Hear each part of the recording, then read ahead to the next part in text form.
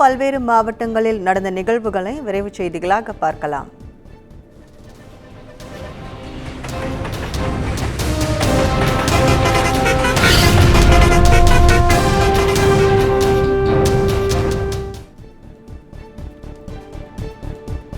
திருவாரூர் மாவட்டம் வலங்கைமான் அருகே மது போதையில் தகராறு செய்த மகனை தந்தை கொலை செய்த சம்பவம் பரபரப்பை ஏற்படுத்தியுள்ளது.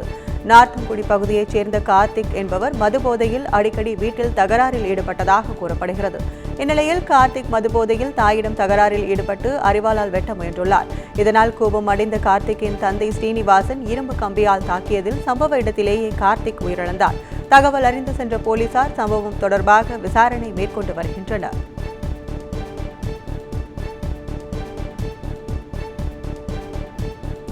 தருமபுரியில் மரச்சாமான்கள் விற்பனை செய்யும் கடையில் ஏற்பட்ட தீ விபத்தில் 1 கோடி ரூபாய் மதிப்பிலான பொருட்கள் தீயில் கருகி சேதமாகியுள்ளது. தருமபுரியில் நேதாஜி பைபாஸ் சாலையில் செயல்பட்டு வரும் மரச்சாமான்கள் விற்பனை செய்யும் கடையில் திடீரென தீ விபத்து ஏற்பட்டது. தகவல் அறிந்து தீயணைப்பு வாகனங்களில் சென்ற தீயணைப்பு துறையினர் பல மணி நேரம் போராடி தீயை அணைத்தனர். இந்த விபத்தில் கடையில் இருந்த பொருட்கள் அனைத்தும் தீயில் கருகி சேதமாகியது. இச்சம்பவம் தொடர்பாக போலீசார் வழக்கு பதிவு செய்து விசாரணை மேற்கொண்டு வருகின்றனர்.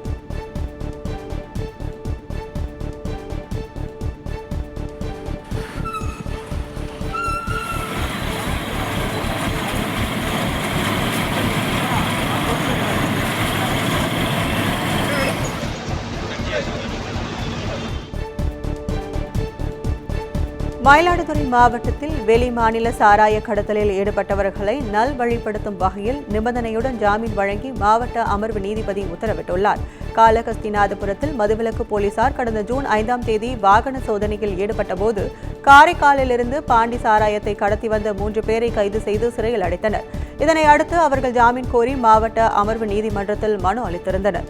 இந்நிலையில் நடைபெற்ற விசாரணையில் குற்றம் சாட்டப்பட்ட 3 பேரும் பட்டமங்கல தெருவில் உள்ள அரசினர் மகளிர் மேல்நிலைப் பள்ளிக்கு 6500 ரூபாய் மதிப்பிலான 2 சானிட்டரி நாப்கின் எரியூட்டும் இயந்திரங்களை வாங்கி கொடுக்க வேண்டும் என்ற நிபந்தனையுடன் ஜாமீன் வழங்கி நீதிபதி உத்தரவிட்டுள்ளார்.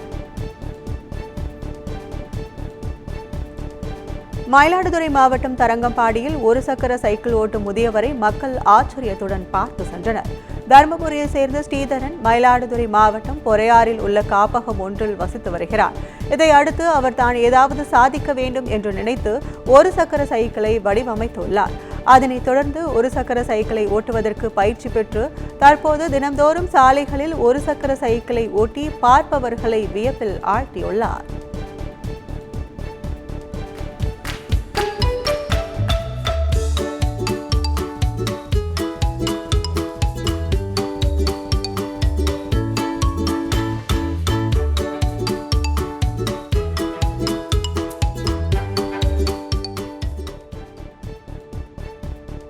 சேலம் மாவட்டம் ஓமலூர் அருகே 50 லிட்டர் சாராய ஊறல்களை போலீசார் பறிமுதல் செய்து தரையில் கொட்டி அழித்தனர். தொலசம்பட்டி காவல் நிலைய எல்லையில் உள்ள மானாத்தால் கிராமத்தில் சாராயம் காய்ச்சுவதாக போலீசாருக்கு தகவல் கிடைத்தது.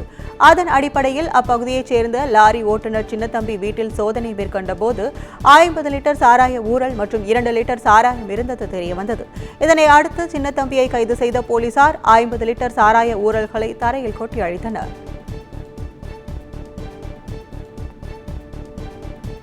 சேலம் மாவட்டம் சங்ககிரி அருகே வீட்டின் முன்பு நிறுத்தி வைக்கப்பட்டிருந்த 2 சக்கர வாகனத்தை மர்ம நபர்கள் திருடிச் செல்லும் சிசிடிவி காட்சி வெளியாகியுள்ளது. சின்னா கவுண்டனூர் பகுதியில் தருமபுரியைச் சேர்ந்த அஜித் என்பவர் கட்டிட தொழிலாளியாக வேலை செய்து வருகிறார். இந்நிலையில் அவர் வீட்டின் முன்பு வாகனத்தை நிறுத்திவிட்டு சென்றுள்ளார். இதனை அடுத்து அவர் திரும்பி வந்து பார்த்தபோது வாகனம் காணாமல் போனதை கண்டு அதிர்ச்சி அடைந்துள்ளார். இதுகுறித்து அவர் அளித்த புகாரின் பேரில் போலீசார் வழக்கு பதிவு செய்து விசாரணை மேற்கொண்டு வருகின்றனர்.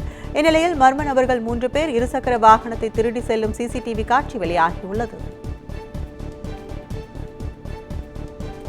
மதுரை மாவட்டம் உசிலம்பட்டி அருகே இளம்பெண்ணை திருமண ஆசை காட்டி பாலியல் வன்கொடுமை செய்த வழக்கில் ராணுவ வீரரை போலீசார் கைது செய்தனர்.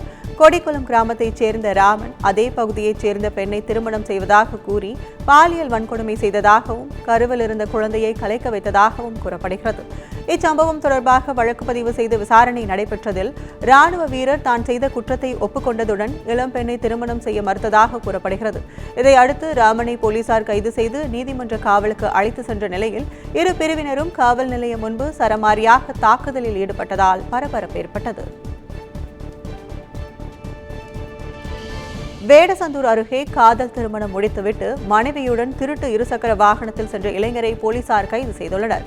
வடமதுரை பகுதியைச் சேர்ந்த வசந்த் என்பவரும் உடுமலைப்பேட்டை பகுதியைச் சேர்ந்த கல்லூரி மாணவியும் காதலித்து வந்துள்ளனர்.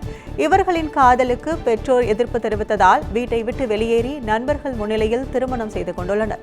இதை அடுத்து இருவரும் இருசக்கர வாகனத்தில் சென்றபோது போலீசார் தடுத்து நிறுத்தி கைது செய்தனர்.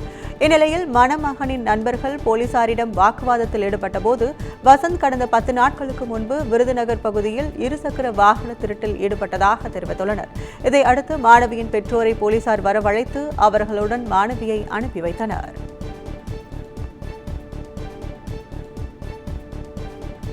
மயிலாடுதுறை மாவட்டம் சீர்காழியில் சாலையை கடக்க முயன்ற பெண்ணை மாடு முட்டும் சிசிடிவி காட்சி சமூக வலைதளங்களில் வைரலாகி வருகிறது. சீர்காழி நகராட்சிக்கு உட்பட்ட பேருந்து நிலையம், கடைவீதி, காமராஜர் வீதி உள்ளிட்ட பல்வேறு பகுதிகளில் கால்நடைகள் அதிகமாக சுற்றித் திரிவதாக கூறப்படுகிறது. இதனால் பொதுமக்கள் மற்றும் வாகன ஓட்டிகள் அதிக சிரமத்துடனே கடந்து செல்கின்றனர். இந்நிலையில் அரசு மருத்துவமனை அருகே சாலையை கடக்க முயன்ற பெண்ணை மாடு முட்டி தள்ளும் சிசிடிவி காட்சி வெளியாகியுள்ளது. இந்நிலையில் சாலைகளில் சுற்றித் திரியும் கால்நடைகளை கட்டுப்படுத்த நகராட்சி நிர்வாகம் நடவடிக்கை எடுக்க வேண்டும் என பொதுமக்கள் கோரிக்கை விடுத்துள்ளனர்.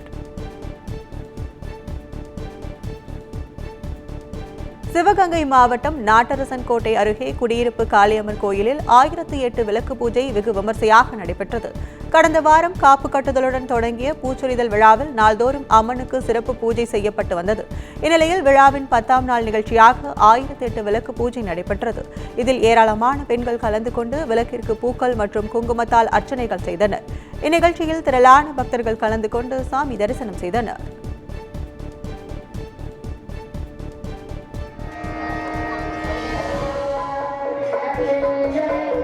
Yeah.